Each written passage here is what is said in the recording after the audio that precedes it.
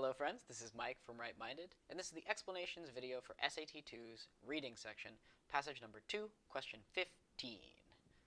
Let's get started. The main purpose of the fifth paragraph, lines 45 through 56, is to.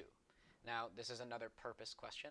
It's the kind of question that asks about the progression of ideas in the passage, or maybe more importantly, the meta summary of the passage, the structure of the passage. Now, this is asking about the role that the fifth paragraph plays in the passage as a whole. What is the fifth paragraph doing? What would the passage lose if we took the fifth paragraph out? Now, this is where our notes come in handy. We're going to look straight at the fifth paragraph notes, and here the fifth paragraph is this, between lines 45, and it ends with saying everybody better off. And here in our notes we can see that this fifth paragraph is the part of the passage where the author is describing to us viewpoint number 3. The author described Adam Smith's viewpoint, then the author described Aristotle's viewpoint, and now what the author is doing in this paragraph is describing viewpoint number 3, the viewpoint where ethics is the same as actions, ethics is a list of do's and don'ts, and then he gives he gives examples sort of supporting that general idea to sort of flesh out that described viewpoint. All right? That itself should take you, if you have that answer in your head, if you've gone to your notes and you have that answer in your head, that should take you straight to answer choice C, because answer choice C is just describe a third approach. We're going to go here through the rightness and wrongness of each of these answer choices in case any of you were confused or tempted by any of the other ones. So let's look to answer choice A.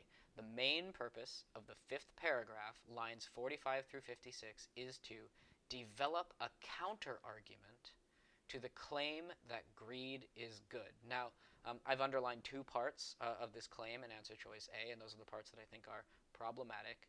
And let's start with the counter-argument thing. Paragraph 5 is not itself a counter-argument to anything.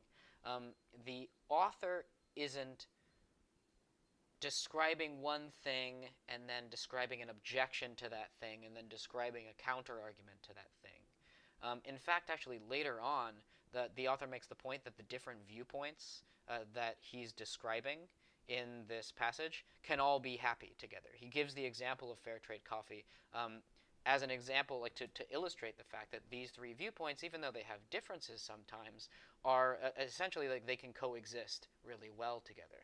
Again, fair trade coffee is the kind of thing where buying it can have good consequences, it can be virtuous, it can be the right way to act. That's viewpoints 1, 2, and 3, all happy. So it's not really clear that the author's description of the third viewpoint, where ethics equals action, is a description of a counter-argument.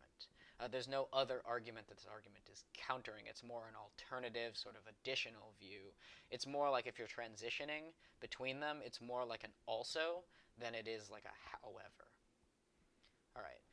Second in answer choice A is this notion that greed is good. Here we're supposed to be arguing against the claim that greed is good.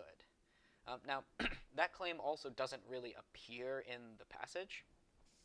The words themselves appear. Where do they appear? They appear in they appear in Aristotle, in the Aristotle section in viewpoint 2. And this is where I could think, okay, so maybe you think that viewpoint 3 is a counter-argument to Aristotle's thing, because Aristotle mentions greed is good, and these are, different viewpoints. Now, I've expressed that they're not so much counter-arguing viewpoints than they are sort of alternative viewpoints, but let's focus here on what the greed is good claim is. Here, it isn't Aristotle who's saying that greed is good. Aristotle's main point is that ethics is about character. In fact, it's the author, we're in the author's voice when we're reading the words greed is good. And here, just to give a sense of context, the phrase greed is good comes in the context of the author saying Aristotle's approach, is a hard philosophy to teach. And it's where the author is saying, how much loyalty should you show? They're giving this example. How much loyalty should you show to a manufacturer who's not pulling their weight? If you show too little loyalty, if you're too easy to drop your friends when they stop making money, you are a greed is good corporate raider. And if you show too much, you're wasting money. Now here, this is the author making a point, and it's kind of a multi-sided point. The author making a point that if you show too little loyalty, then you're a greed is good person. If you show too much loyalty, you're wasting capital.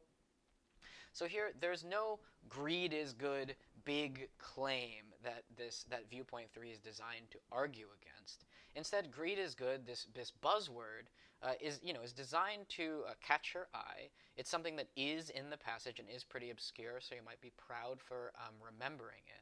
But just because it happens in the passage doesn't mean it's the right kind of thing. And here it's just a thing that's mentioned in passing in the context of one of the author's examples. All right, so that's it for answer choice A. On to answer choice B. The main purpose of the fifth paragraph, lines 45 through 56, is to provide support for the idea that ethics is about character. Now this is a great kind of wrong answer choice, because it's the kind of wrong answer choice that if you're on your ball, you should immediately just be like, oh, fantastic, this is wrong. The reason why it's wrong is because ethics is about character is Aristotle. They're inviting you to make the mistake of thinking that this is the Aristotle paragraph instead of this being the Aristotle paragraph. Well, good thing we're taking notes and we say this is viewpoint 2 and this is viewpoint 3. And again, like this mistake that they're asking you to make is a common one. It's one of the most commonly made mistakes. And it's kind of similar to mixing up axes on the graph, or just like it's one of those easy you confused this for that type of mistakes that they test over and over and over again. So like one way of being tempted by answer choice B is to be like, oh yeah, this is the Aristotle paragraph, right? Or just to be like, oh, I remember character. Character was in there, so this must be where it is. But this isn't the character paragraph. This is the actions paragraph. Maybe another way of thinking about it, though, is that you know that this is the character paragraph. You know that Aristotle was saying that ethics is about character, but you were under the impression that this paragraph is just building on Aristotle's ideas. You know, we talked about Aristotle, and then we go on for another paragraph expanding on Aristotle. And that I think is like a maybe somewhat realistic mistake that is possible to make. And here I think the wrongness of that approach to thinking about the interplay between these ideas is there is yet another approach. And then this instead of rooting ethics in character, right? This isn't part of rooting ethics in character like Aristotle does, involves doing this.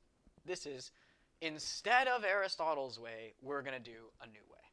All right, so we're not just providing support for the idea, for Aristotle's idea, that ethics is about character. That's why B is wrong. All right, we're going to skip to D and come back to C. D says, the main purpose of the fifth paragraph is to illustrate that one's actions, hey, the word actions, ethics equals actions, this is good, are a result of one's character. Now, this answer choice underscores yet again the importance not only of trusting your notes and understanding the meta summary and the progression of ideas, but reading with a close eye the specific claims that are being made in every single answer choice. It's not enough that this answer choice mentions actions. They mention actions in the wrong way. They're saying that paragraph 5 is saying that actions are a result of character. Now, character is mentioned. They say character here, but there's no link between our character and the actions that we commit. I mean, if anything, maybe Aristotle would make that claim. Aristotle doesn't make the claim in this passage, and that claim certainly isn't made anywhere in this paragraph. Just because it has the buzzword actions in the answer choice doesn't mean that the entire claim is justified. It's really this result thing, the link between character, which is kind of mentioned, right? Actions, which is like the main thing. The link between the two that this answer choice is trying to say is that that our character causes our actions. And that specific claim is missing from this paragraph. It doesn't occur at all.